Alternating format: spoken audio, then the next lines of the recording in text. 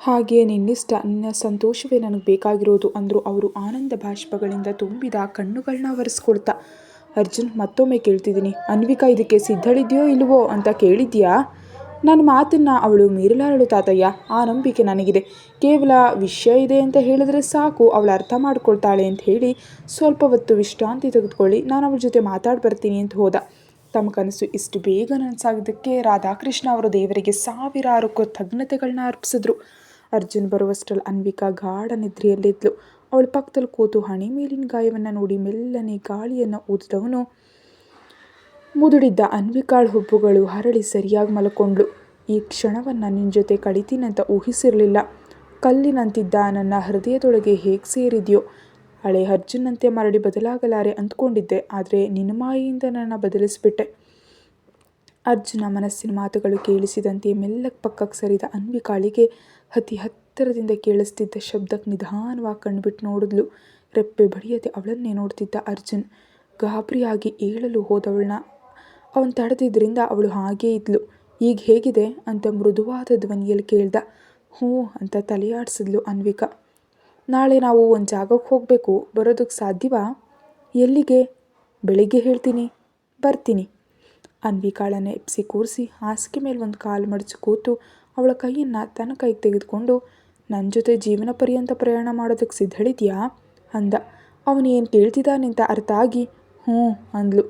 ಚೆನ್ನಾಗಿ ಯೋಚನೆ ಮಾಡಿ ಬೆಳಗ್ಗೆ ಹೇಳು, ಈಗಲೇ ಆ ಥರ ಇಲ್ಲ. ಪ್ರೀತಿ ಬೇರೆ, ಜೀವನ ಬೇರೆ ಅನ್ವಿಕಾ. ಕೆಲವು ದುರ್ಬಲ ಕ್ಷಣಗಳು ಮನಸ್ಸನ್ನು ದಾರಿ ತಪ್ಪಿಸುತ್ತವೆ. ನಿನ್ನ ಮನಸ್ಸಿನ ಮಾತು ಹೇಳಿದೆ, ನಾನು ಹೇಳಿದ್ದೀನಿ, ನಂತರ ಯೋಚಿಸಿ ಪಶ್ಚಾತ್ತಾಪ ಪಡಬಾರ್ದು ಅಂದ. ನೀವು ನನ್ನನ್ನು ನಂಬ್ತಿಲ್ವಾ? ಅವಳು ಕಣ್ಣುಗಳಲ್ಲಿ ನೋಡ್ತಾ, ನನ್ನಿಂದ ನೀನು ನಿರೀಕ್ಷಿಸಿದ ಪ್ರೀತಿ ಸಿಗದಿದ್ದೆ ನಿರಾಶೆಗೊಳ್ಳಬಾರ್ದು ಅಂತ ಹೇಳ್ತಿದ್ದೀನಿ ಅಷ್ಟೇ ಅಂದ. ನಿಮ್ಮ ಪ್ರೀತಿಯನ್ನು ನಿರೀಕ್ಷಿಸೋದಿಲ್ಲ, ನಾನು ನೀಡೋ ಪ್ರೀತಿಯನ್ನು ಸ್ವೀಕರಿಸಿ ಸಾಕು.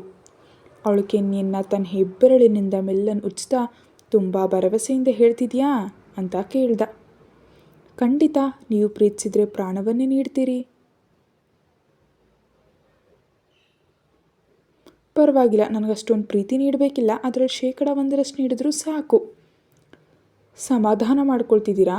ಹ್ಞೂ, ನಿಮ್ಮ ಪ್ರೀತಿ ಅಷ್ಟಾದರೂ ಸಿಕ್ಕರೆ ಸಾಕು ಅಂದ್ಕೊಳ್ತಿದ್ದೀನಿ ಅಂತ ಹೇಳಿ ಆ ಅಟ್ಯಾಕ್ ಬೇಕಂತಲೇ ಮಾಡಿದಾರಾ ಅಂತ ಕೇಳಿದ್ಲು. ನಿನಗೇನನ್ಸುತ್ತೆ? ಸ್ವಲ್ಪ ಸಂಶಯ ಇದೆ. ಅಲ್ಲಿವರೆಗೆ ನನ್ನ ಜೊತೆಗಿದ್ದ ಮಾರ್ಗದರ್ಶಕ ಇದ್ದಕ್ಕಿದ್ದಂತೆ ಕಾಣೆಯಾದ. ಅವೆಲ್ಲವನ್ನು ನಾನು ನೋಡ್ಕೊಳ್ತೀನಿ, ಚಿಂತಿಸಬೇಡ. ವಿಶ್ರಾಂತಿ ತಗೋ, ಬೆಳಿಗ್ಗೆ ಬೇಗ ಏಳಬೇಕು ಅಂತ ಹೇಳಿ ಹೇಳ್ತಿದ್ದ ಅರ್ಜುನ್ ಕೈ ಹಿಡಿದು, ನಾನಂದರೆ ನಿಜವಾಗಿಯೂ ನಿಮಗಿಷ್ಟವಾ ಅಂತ ನೇರಳೆ ಹಣ್ಣಿನಂಥ ಕಣ್ಣುಗಳನ್ನ ಅರೆಮುಚ್ಚಿ ಕೇಳಿದ್ಲು. ಇಷ್ಟ ಇಲ್ದಿದ್ರೆ ಅಂದ ಅರ್ಜುನ್. ಅನ್ವಿಕಾಳ ಮುಖದಲ್ಲಿ ನೋವು ಎದ್ದು ಕಾಣ್ತು. ಸಣ್ಣ ನಗುವಿನೊಂದಿಗೆ ಇಂಥ ಸಂಭಾಷಣೆಗಳನ್ನ ಪ್ರತಿ ಬಾರಿ ಹೇಳಿ ನಿನ್ನ ಮೆಚ್ಚಿಸೋದಕ್ಕೆ ನೋಡ್ತೀನಿ ಅಂತ ಭಾವಿಸ್ಬೇಡ. ನಾನು ರಾಕ್ಷಸ ಅಲ್ವಾ? ನನ್ನ ಕ್ರೂರ ರೂಪ ಯಾವಾಗಲೂ ಸಿದ್ಧವಾಗಿಯೇ ಇರುತ್ತೆ ಅಂತ ಹೇಳಿ ಅನ್ವಿಕಾಳ ಕೆನ್ನೆ ಸವರಿ ಯಾರಿಗೋ ಫೋನ್ ಮಾಡ್ತಾ ಬಾಲ್ಕನಿಗೆ ಹೋದ. ಅವನ ಆಲೋಚನೆಗಳಲ್ಲೇ ಅನ್ವಿಕಾ ನಿದ್ರೆಗೆ ಜಾರದ್ಲು. ಬೆಳಗ್ಗೆ ಅನ್ವಿಕಾ ನಿದ್ರೆಯಿಂದ ಏಳುವಷ್ಟರಲ್ಲಿ ಕೋಣೆಯಲ್ಲಿ ಯಾರೂ ಇರಲಿಲ್ಲ. ಹಾಸಿಗೆ ಪಕ್ಕದ ಮೇಜಿನ ಮೇಲೆ ಒಂದು ಪ್ಯಾಕೆಟ್ ಕಾಣ್ತು. ಬೇಗ ಸಿದ್ಧ ಆಗುವಂಥ ಒಂದು ಸಣ್ಣ ಚೀಟಿ ಇತ್ತು. ನಿಧಾನವಾಗಿ ಹೋಗಿ ಸ್ನಾನ ಮಾಡಿ ಬಂದ್ಲು. ಬಿಸಿ ನೀರಿನ ತಲೆ ಸ್ನಾನ ಮಾಡಿದ್ರಿಂದ ಆರಾಮ್ ಅನ್ನಿಸ್ತು. ಆ ಕವರ್ ತೆರೆದು ನೋಡಿದ್ಲು. ಸೇಬಿನ ಕೆಂಪು ಬಣ್ಣಕ್ಕೆ ಸಣ್ಣನೆ ಬಂಗಾರದ ಅಂಚಿನ ವಿನ್ಯಾಸವಿರೋ ಸೀರೆ, ಅದಕ್ಕೆ ಹೊಂದೋ ಬಳೆಗಳು ಮತ್ತು ಬಂಗಾರದ ಆಭರಣಗಳಿದ್ವು.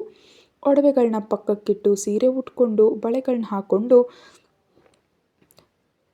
ಕೂದಲನ್ನು ಜಡೆ ಹಾಕೊಳ್ತಿದ್ಲು. ಬೋಟಿನ ಶಬ್ದ ಕಣ್ತಿರುಗಿಸಿ ನೋಡಿದಾಗ ಬಿಳಿ ಬಣ್ಣದ ಶೇರ್ವಾಣಿಯಲ್ಲಿದ್ದ ಅರ್ಜುನ್ ಚಂದಿರನಂತೆ ಹೊಳಿತಿರೋ ಅವನನ್ನು ಕಣ್ಣು ಮಿಟಕಿಸ್ದೆ ನೋಡ್ತಿದ್ದ ಅನ್ವಿಕಾಳ ಹತ್ರ ಬಂದು, ತುಂಬ ಸುಂದರವಾಗಿ ಕಾಣ್ತಿದ್ಯಾ ಅಂತ ಹೇಳ್ದ. ನಾಚಿಕೆಯಿಂದ ಕಣ್ಣುಗಳನ್ನ ಕೆಳಗಿಳಿಸಿದ್ಲು. ಕುತ್ತಿಗೆಗೆ ಹಾರವನ್ನು ಹಾಕೋದಕ್ಕೆ ಹೋದಾಗ ಅವಳು ಬೇಡ ಅಂದ್ಲು. ಅರ್ಜುನ್ ಕೇಳಲಿಲ್ಲ. ಅವಳೇ ತೊಡುವಂತೆ ಮಾಡ್ದ. ಅವಳು ಸಿದ್ಧವಾದ ಮೇಲೆ ಇಬ್ಬರು ಹೊರಗೆ ಬಂದರು.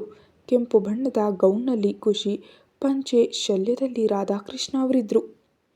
ಎಲ್ಲರೂ ಬಾಡಿಗೆ ಕಾರ್ನಲ್ಲಿ ಗಿರಿಧಾಮವನ್ನು ತಲುಪಿದ್ರು. 2-3 ಕಡೆ ನಿಂತು ಬೇಕಾದ ವಸ್ತುಗಳನ್ನ ತೆಗೆದುಕೊಂಡ ಅರ್ಜುನ್ ನೇರವಾಗಿ ಹೆಲಿಪ್ಯಾಡ್ ಕೇಂದ್ರಕ್ಕೆ ಬಂದ ಮೇಲೆ ಸಿದ್ಧವಾಗಿದ್ದ ಹೆಲಿಕಾಪ್ಟರ್ ಏರೋದಕ್ಕೆ ಹೇಳ್ದ. ಎಲ್ಲಿಗೆ ಅಂತ ಅವಳು ಕೇಳಿದ್ಲು. ವೈಷ್ಣೋದೇವಿ ದೇವಸ್ಥಾನಕ್ಕೆ ಅಂತ ಹೇಳ್ದ. ಅನ್ವಿಕಾಳ ಸಂತೋಷಕ್ಕೆ ಮಿತಿಯೇ ಇರಲಿಲ್ಲ. ಅರ್ಧ ಗಂಟೆಯಲ್ಲಿ ದೇವಸ್ಥಾನ ತಲುಪಿ ದರ್ಶನ ಪಡೆದ ಮೇಲೆ ಅನ್ವಿಕಾಳ ಕೈ ಹಿಡಿದು ಒಂದು ಜಾಗ ಕರೆತಂದ ಅರ್ಜುನ್. ಜೇಬ್ನಿಂದ ತೆಗೆದ ಮಂಗಳಸೂತ್ರವನ್ನು ಅನ್ವಿಕಾಳ ಮುಂದೆ ಹಿಡಿದು ಅವಳನ್ನೇ ನೋಡ್ದ. ಅನ್ವಿಕಾಳ ಕಣ್ಣುಗಳು ಆನಂದದಿಂದ ಮಿಂಚಿದ್ವು.